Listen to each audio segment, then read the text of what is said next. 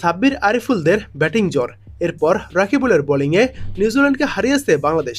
দেখুন top and টি-20 সিরিজের সর্বশেষ পয়েন্ট টেবিল। নিউজিল্যান্ড এ দলকে হারিয়ে টপ অ্যান্ড টি-20 সিরিজের ফের টেবিল টপার হলো বাংলাদেশ এইচপি দল। ব্যাট হাতে আরিফুল সাব্বিরের পর বল হাতে উজ্জ্বল ছিলেন রাকিবুল রিপনরা। বড় পুঁজির বিপরীতে খেলতে নেমে তাই সুবিধা করতে পারেনি কিউইরা। প্রথমে ব্যাট করে বাংলাদেশ হাই পারফরমেন্স একাদশ নির্ধারিত 20 ওভার শেষে 181 রান তোলে 5 উইকেট হারিয়ে। জবাবে নিউজিল্যান্ড এ দল নির্ধারিত 20 ওভার শেষে 158 রান তোলে 8 উইকেট হারিয়ে। তাই বাংলাদেশ হাই পারফরমেন্স একাদশ 23 রানের জয় পায়। বরাবরের মতো এদিনও জিশান আলম ডাক মারেন, 3 বলে 0 রান করে আউট হন। হাবিবুর রহমান সোহান 21 বলে 26 রান করেন। আরিফুল ইসলাম 48 বলে 71 রান করেন, 7টি 4 ও 2টি ছক্কার মার। ইরফান শুক্কুর 4 বলে 3 রান করেন। সাব্বির রহমান 36 বলে 62 রানের দুর্দান্ত ইনিংস খেলেন, 6টি 4 ও 2টি ছক্কার মার ছিল। শামীম হোসেন পাটোয়ারি 4 বলে 3 রান করেন এবং আব্দুল গাফফার সাকলান 4 বলে 6 রান করেন। এতেই 181 রান তোলে 5 উইকেট হারিয়ে বাংলাদেশ। 182 রানের লক্ষ্যে ব্যাট করতে নেমে নিউজিল্যান্ড এ দলের হয়ে ক্যাটেনি ক্লার্ক 10 বলে 24 রান করেন, একটি 4 ও 2টি ছক্কার মার। মাকসু 33 বলে 44 রান করেন, 3টি 4 ও একটি ছক্কার মার। ম্যাথু বোয়েল 22 বলে 31 রান করেন।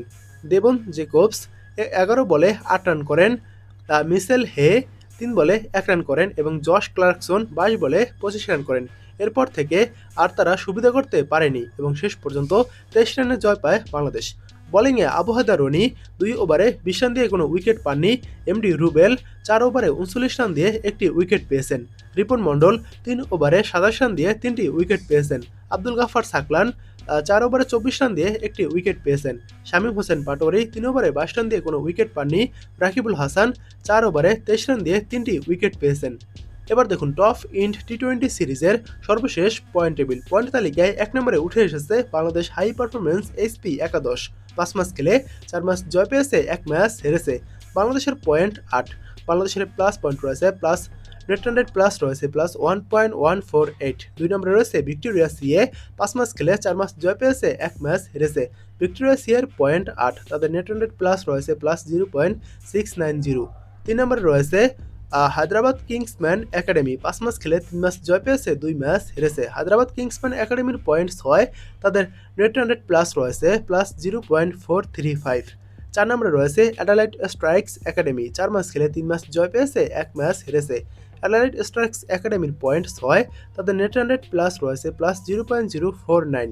5 নম্বরে রয়েছে নর্দার্ন টেরিটরি স্ট্রাইকার্স। তারা 5 ম্যাচ খেলে 3 ম্যাচ জয় পেয়েছে এবং 2 ম্যাচ হেরেছে।